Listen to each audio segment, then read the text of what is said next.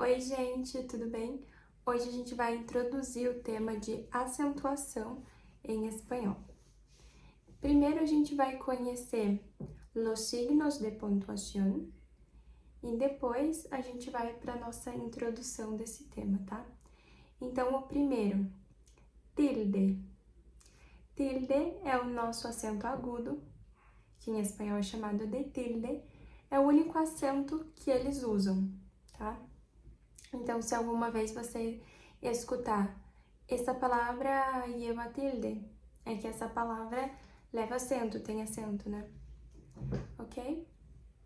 Depois a gente tem diéresis, que é aqueles dois pontinhos em cima do U, né? Na verdade, o nome é diéresis. Isso a gente vai ver lá no final dessa aula, com mais detalhes. Depois, ponto final, ponto, não? Coma, que significa vírgula, dos puntos, signos de interrogación, signos de exclamación, comillas, paréntesis, guión, que é o hífen, e raya, que é o travessão. Okay? Esses são os sinais de pontuação em espanhol. Vamos começar o nosso tema pelos monossílabos, ou seja, que tem apenas uma sílaba, que é o caso da palavra mês, por exemplo. Então, os monossílabos, geralmente, eles não são acentuados em espanhol. Você só vai acentuar quando for para diferenciar a escrita, que é o caso que eu vou comentar a partir de agora. Então, isso aqui é uma exceção, tá? Esses monossílabos aqui tem acento só para diferenciar uma coisa da outra, você já vai entender melhor. Por exemplo, tu com acento significa você, e tu sem acento significa possessivo. Por exemplo, tu blusa es bonita. Entende? Então, coloquei dois exemplos aqui, ó. Tu eres muy amable, você é muito amável, e embaixo, tu casa es grande.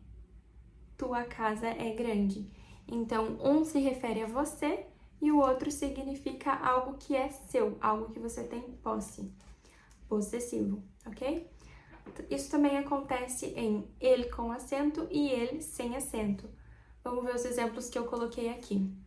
Ele trabaja mucho, ele trabalha muito, então com acento significa ele, e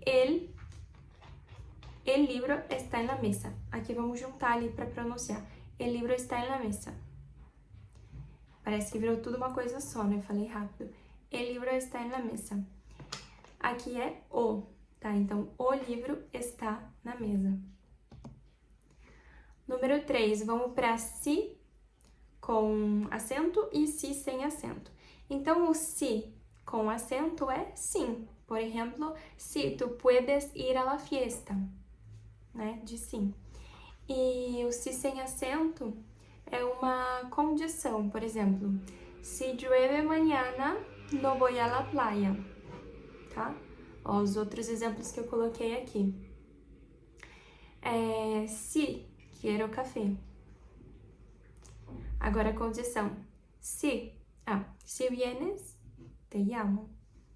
Então, se você vier, eu te ligo.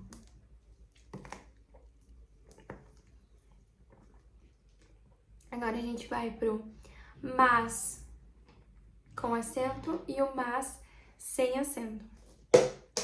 Então, o mas com acento é tipo de mais, de adição, de quantidade, nesse sentido.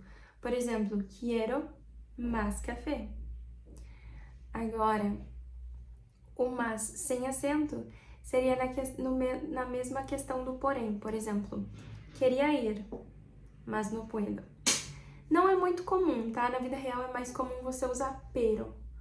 Queria ir, pero no puedo. Ok? Mas existe. Agora vamos pro mi com acento e o mi sem acento. O mi com acento significa mim. Por exemplo, compra um café para mim. E o mi sem acento é de possessivo. Por exemplo, Mi blusa es bonita. Vamos ver os exemplos que eu coloquei aqui. Esto es para mí. Isso é para mim. Mi coche es rojo. Meu carro é vermelho. Então, mi coche, meu carro, possessivo, posse, me pertence. Ok? Agora a gente vai pro T com acento e o T sem acento. Lembrando que você não vai pronunciar diferente. O acento ele só tá para marcar que são palavras diferentes, mas não muda a pronúncia. Então, aqui não é té e T. Não, os dois você vai pronunciar T. Fechadinho ali o E. Tá? Então, o T com acento significa chá. Por exemplo, quiero té, quiero tomar un té, quiero beber un té. E o T sem acento é um pronome, né? Por exemplo, te llamo mañana. Te ligo amanhã, ok? Número 7, D com acento e D sem acento. Então, o D com acento pode ser o imperativo do verbo dar, né? Quando eu uso para ordens. Por exemplo, dê a Juan el dinero. Tô mandando dar o dinheiro pro Juan. Então, dê a Juan el dinero. É o verbo dar no imperativo, de. Ou pode ser no subjuntivo, também. Coloquei aqui. Espero que ele dê uma resposta. Então, aqui ele pode ser, né, no subjuntivo ou no imperativo. Só que você precisa ter estudado o imperativo e também o modo subjuntivo para você entender.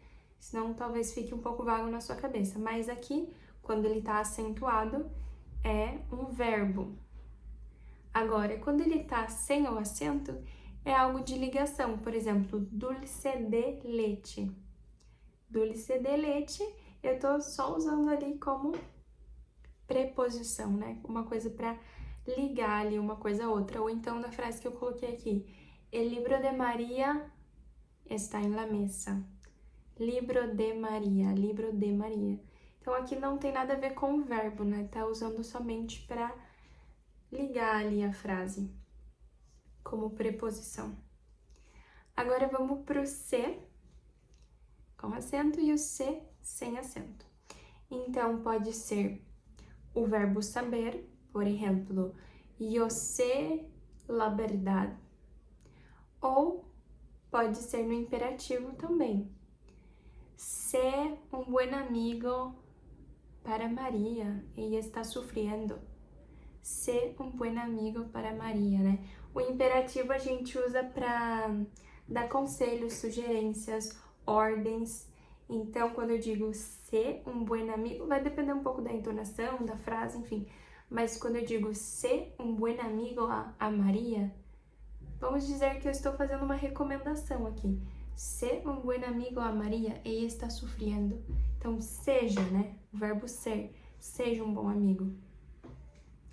Agora, vamos para o C sem acento, que é um pronome reflexivo.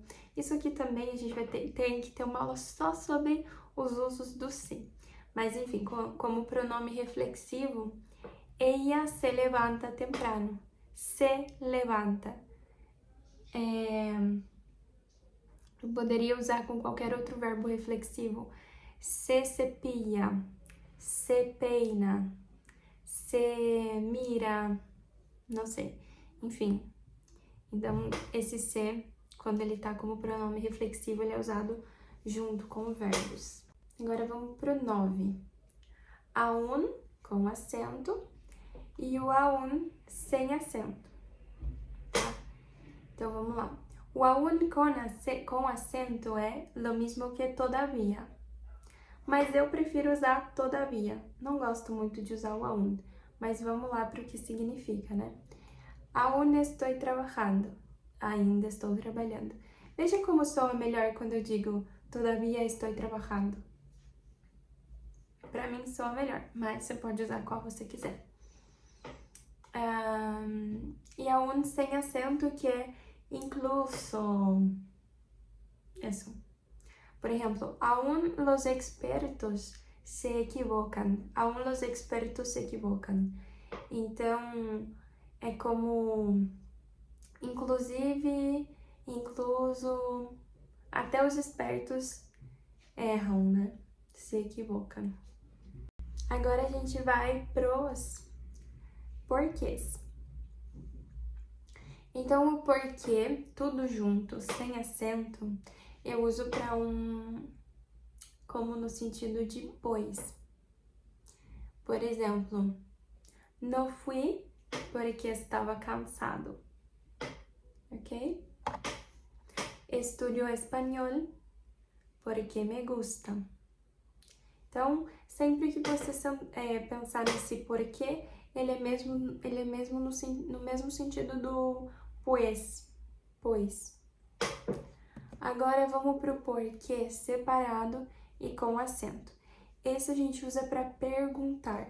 Então, quando a gente vai colocar uma pergunta, a gente usa esse.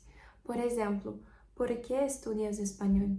¿Por qué llegaste tarde? Ok? Também pode aparecer numa pergunta indireta. Essa aí também já é outro tema. Mas também pode aparecer numa pergunta indireta. Ok, agora vamos pro porquê, tudo junto e com acento.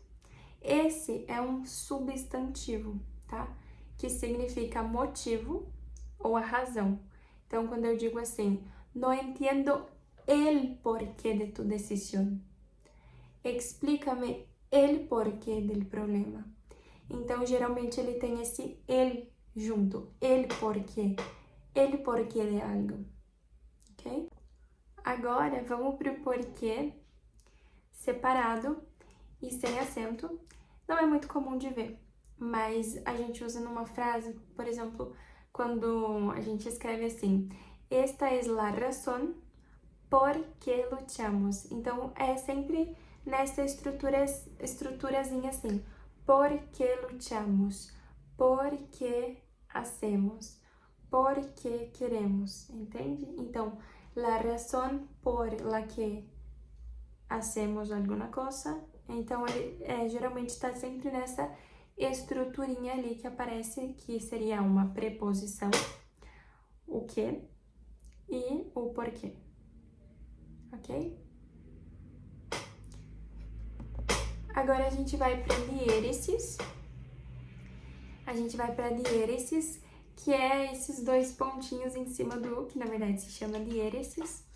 Então, a gente usa para fazer o som de gue e gui. Por exemplo, pinguino, vergüenza, bilíngue, antiguidade. Então, ao invés de dizer pinguino, vergüenza, bilíngue, não. Então, faz o gue e o gui.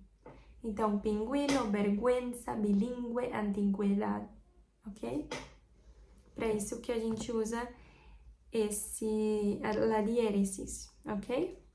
Então, essa é a introdução para a gente começar a entender um pouco sobre a acentuação em espanhol. Vejo vocês na próxima.